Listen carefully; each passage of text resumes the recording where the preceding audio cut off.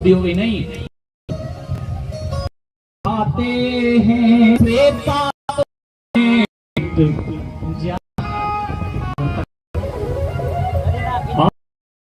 चर्चा लटक गया बातचीत मत करो क्योंकि इतनी ऐसे ही, क्योंकि मैंने कल भी बताया इंद्र और जयवीर जी से बार बार कहा था कि इसे सही करा दो, पैसे लेने जाएंगे यहाँ तो वो सब झूठे हैं। आगे के प्रकरण में एक त्रिपुरा जिस पहाड़ के अंदर थी वहां पर एक हाथी रहता है।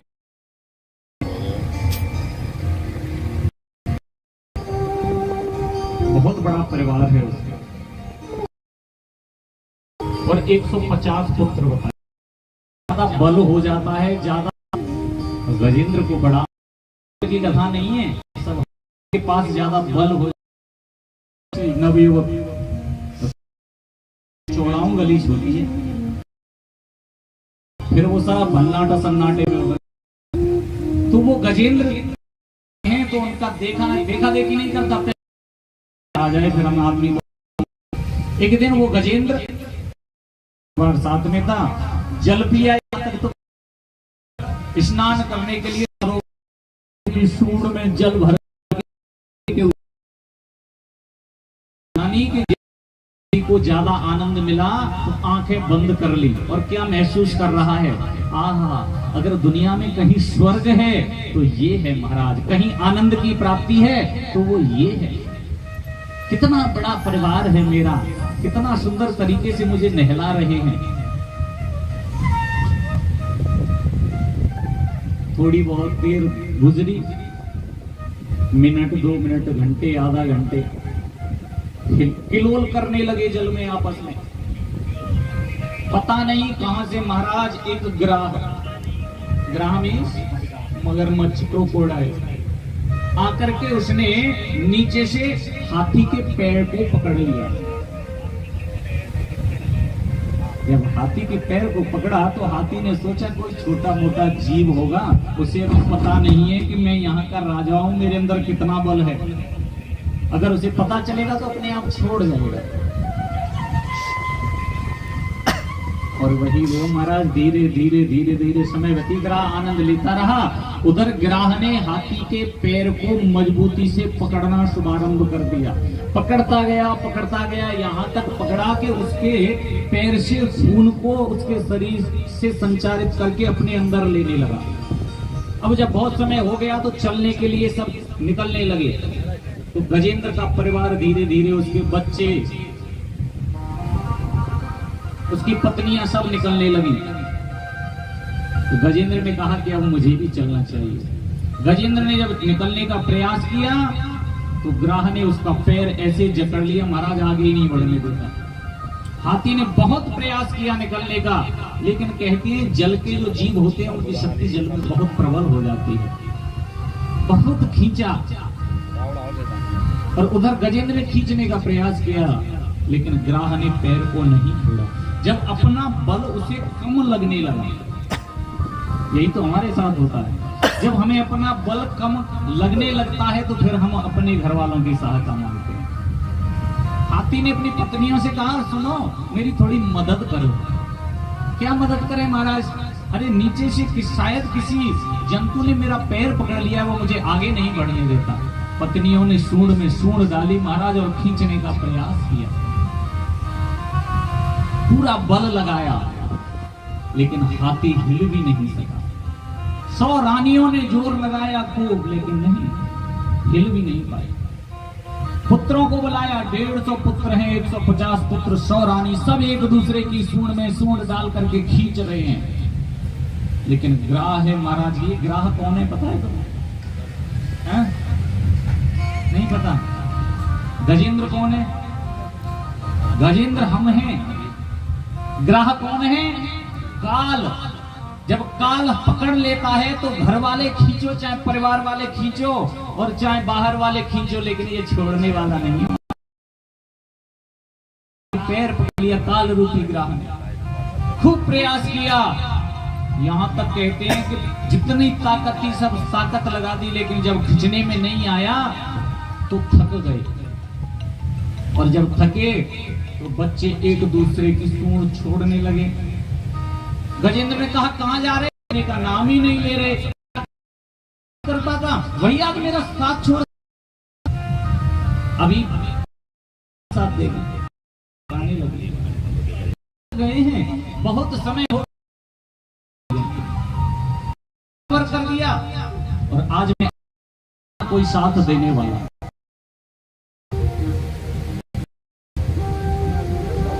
भी नहीं। और इतना समय आया महाराज के ग्राहन का स्मरण करना चाहिए। जल में कमल के फूल सारे डूब जाते हैं जब बुलाता है भगवान को। हे रूपंग हे गोविंद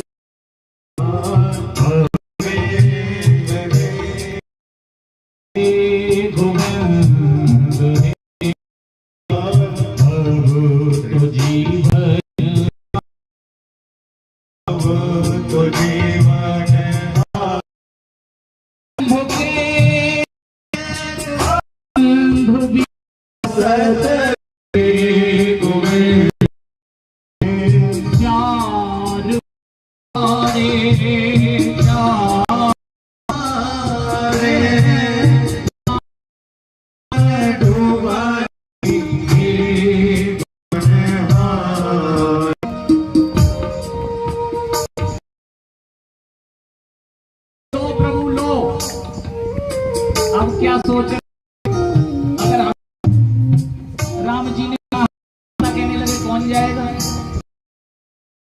विष्णु भगवान उधर से भगवान उस मेरे बिना बहुत जरूरी है। करुण बोले ठीक है, कहा चलो, पसीना आ गया, पूरी ताकत लगा मैं तुम्हें ले, और भगवान में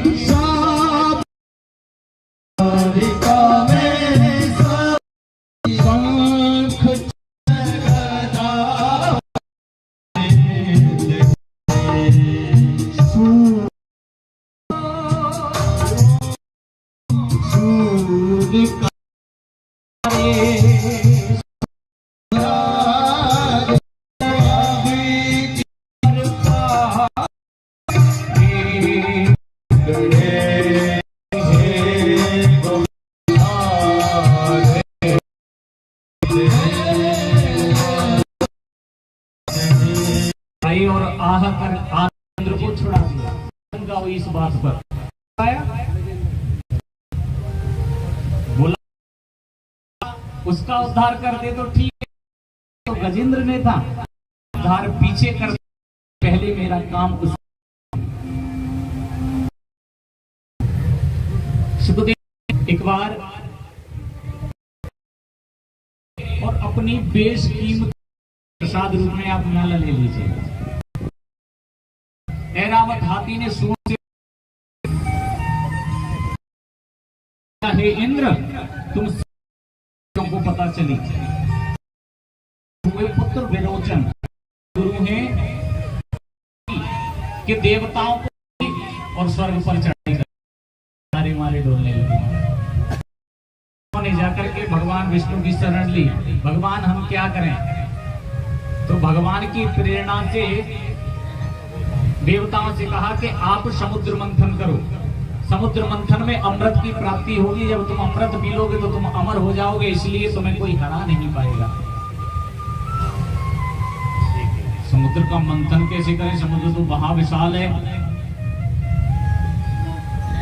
कहा महाराज वासुकी नाग जो है उसकी नैती बनाइए, द्रोणाचल जो पर्वत है उसकी रई बनाइए, मथानी बनाइए, और एक तरफ राक्षस लगेंगे और एक तरफ ये प्रसंग तो आ लिया था। लेकिन महाराज उनको कौन बनाएगा, समुद्र मंत्र बनाया दैत्यों को। कहा कि नारद जी ने कहा ये काम आप हम पर छोड़ दीजिए। नारद जी गए, नारद जी की प्रेरणा से दैत्य तैयार हो गए, क्योंकि अमृत की प्राप्ति होगी। और कहा कि जब अमृत की प्राप्ति होगी तो आधा आधा बांट लेंगे, आधा दैत्यों में बांट दिया जाएगा, आधा देवताओं में। समुद्र मंथन होगा।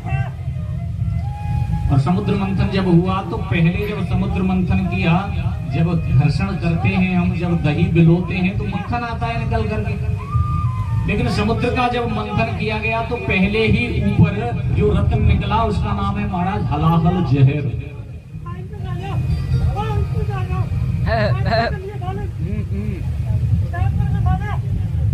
हलाहल जहर निकला। और हलाहल जहर जब निकला तो महाराज उस जहर के प्रभाव से ऐसा लगने लगा कि त्रिलोकी भस्म हो जाएगी। देवताओं ने नारायण भगवान की भगवान चाहते तो अमृत थे, लेकिन पहले ये विष निकल आया, इसका क्या होगा। अच्छा, अमृत सब पीना चाहते हैं, जहर कोई पीना नहीं चाहता। और हम तो बोले कोई पीना चाहता है जहर? नहीं। कहा कि अब क्या करें? नारायण भगवान ने कहा इस जहर को पचाने की शक्ति मात्र एक ही देवता में है। किसकी? बोले भगवान भोले शंकर की। वही इसको पचा सकते हैं और इस त्रिलोकी में कोई नहीं इसे पचा सकता। देवताओं ने जाकर के भगवान भोले शंकर की आराधना की, स्तुति की।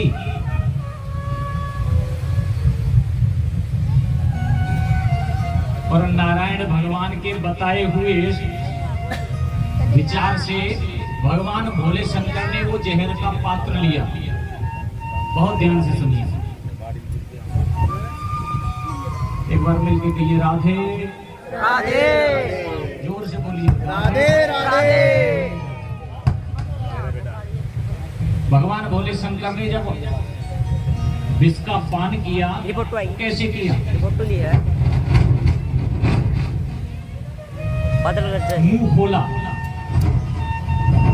तो मुंह खोलते समय उन्होंने बोला रा, और जहर अंदर पूरा, पात्र खाली, और म रा म। राम जब कहा मुंह बंद हो गया। कंठ जो था, कंठ के अंदर जहर जा रहा था। भगवान भोले शंकर बोले कि अगर कंठ से नीचे जहर जाएगा तो यहाँ हृदय में जाएगा, और हृदय में तो मेरे भगवान का, मेरे स्वामी का, मेरे इष्ट का निवास है। अगर जहर अंदर चला गया तो स्वामी नष्ट हो जाएंगे, स्वामी नष्ट हो गए तो त्रिलोकी वहीं तो बसी हुई है, सब खत्म हो जाएगा। कहा कि मैं अपने स्वामी को कोई क्षति नहीं पहुंचाऊंगा, इसलिए कहते हैं जहर को तो लिया लेकिन कंठ में रोक दिया। आम भाषा में लोग कहते हैं ना, तूने उस दिन मुझसे जो गाली दी थी ना, मैंने यहाँ अभी रखी हुई है। यहाँ नहीं रखी है उसे, यहाँ रखिए। अगर अंदर चली गई तो फिर बाद में निकलेगी, और यहाँ रोक लोगे तो कोई परेशानी नहीं होगी। और भगवान शंकर ने जब वो जहर का पान गले में किया तो भगवान भोले शंकर का जो कंठ था वो नीला पड़ गया, एक नाम पड़ गया। बोलिए नीलकंठ भगवान की जय हो। नीलकंठ भगवान नाम पड़ा। दर्शन किए? वो नीलकंठ ओरिजिनल नहीं है। बताऊं? आज भी इस पृथ्वी पर महाराज एक ऐसा स्थान है, बहुत गुप्त स्थान। चारों युग बीत जाए, प्रलय हो जाए, उस मंदिर में बहुत सी क्षतियां जरूर हो गई हैं, लेकिन आज भी वो मूर्ति ऐसी की ऐसी उपस्थित है। जब भगवान भोले शंकर ने विष का पान कर लिया तो गले में जहर रुक गया, तो भगवान भोले शंकर तिलमिला उठे, क्योंकि जहर की पीड़ा गर्म होती है। भगवान भोले शंकर को भयंकर गर्मी लगने लगी, इतनी तेज गर्मी लगी कि उन्होंने कहा कि अब मैं विश्राम कहां करूं। भगवान भोले शंकर चले। वर्तमान में एक जिला पड़ता है बांदा, मध्य प्रदेश में। बांदा के पास एक किला है,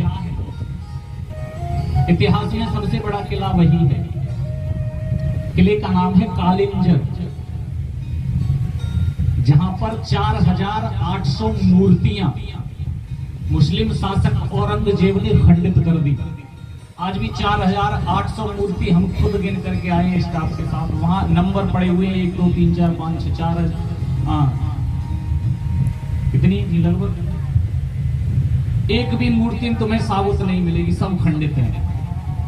भगवान भोले शंकर की जो मूर्ति है नटराज स्वरूप में है वो तो खंडित है, लेकिन जो पिंडी बनी हुई है ये गले की पिंडी महादेव के स्वरूप में, वहां की ये विशेषता है।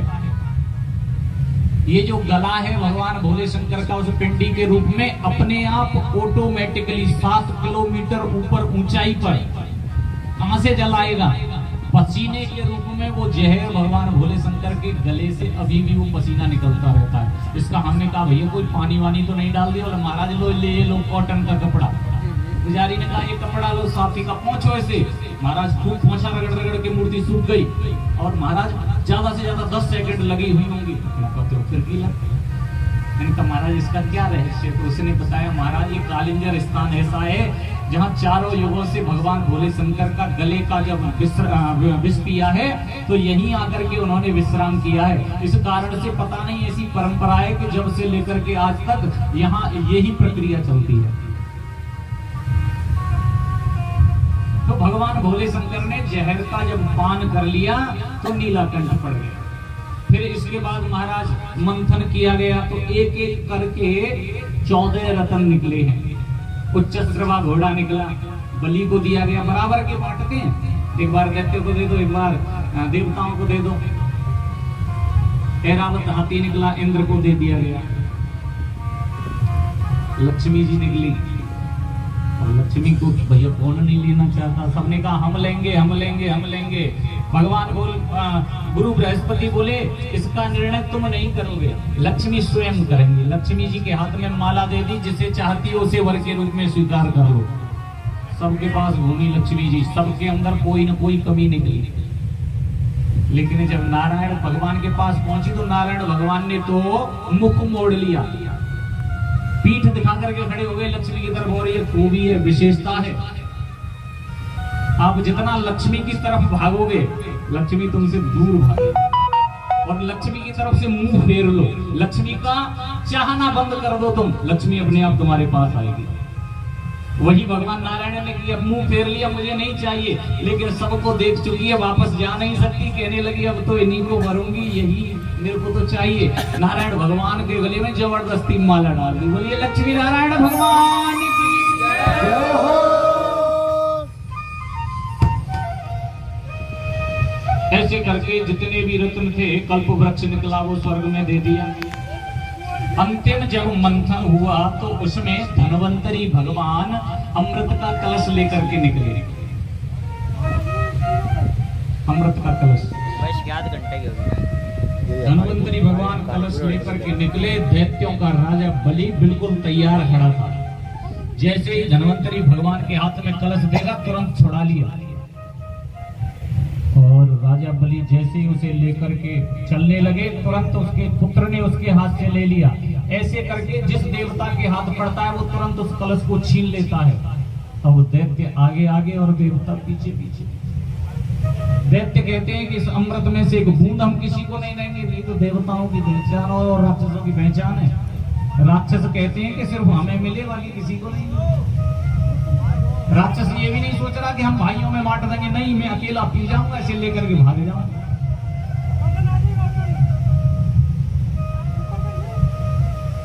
क्या पहचान है देवताओं की और राक्षसों की? बोले यही पहचान है। एक बार ब्रह्मा जी के मन में विचार आया कि देवताओं में और राक्षसों में क्या फर्क है, ये मैं पहचान करना चाहता हूं। तो कैसे करें? तो ब्रह्मा जी बोले उसकी परीक्षा होगी। बोले क्या परीक्षा करेंगे?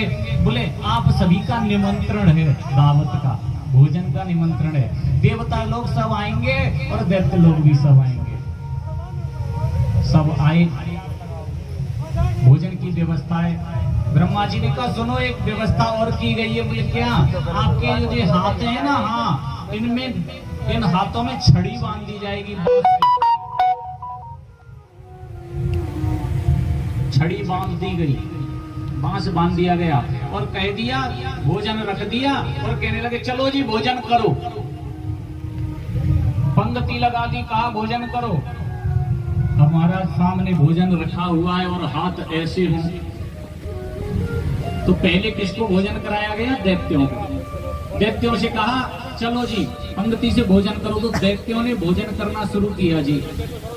लड्डू उठाया पहला, यूं लड्डू उठाया, अब खाना तो यूं चाहता है लेकिन हाथ झुकता नहीं, ऐसे लिया, यूं लिया और यूं लेकर के पीछे। रसगुल्ला उठाया, यूं लिया और महाराज पीछे। पेड़ा ली, बर्फी, जो भी व्यंजन बने थे लें और पीछे, खा ही नहीं पाए। पूरा जितनी व्यवस्था थी सब अव्यवस्थाएं फैला दी। किसने?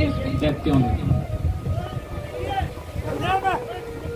जब दैत्यों का भोजन पूरा हो गया महाराज, तो ब्रह्मा जी ने क्या कहा? ब्रह्मा जी ने कहा कि अब देवता भोजन करेंगे। अब देवताओं को बिठाया गया। देवताओं के हाथ में भी वो छड़ी बांध दी गई, बांस बांध दी। कहा भोजन करो। तो देवताओं ने बड़ी, देवता बुद्धि के चतुर होते हैं बहुत। देवता कैसे बैठे बताए? एक दूसरे की तरफ मुंह करके बैठे, यूं पत्तल डाली गई और खूब व्यवस्था की गई भोजन की, सुंदर सुंदर।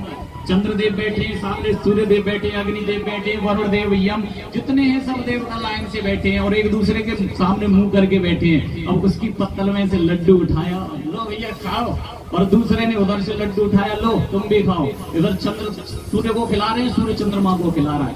बड़े प्रेम से सबने भोजन किया महाराज। ब्रह्मा जी की समझ में आ गया कि देवता चतुर है, बुद्धि के तेज है।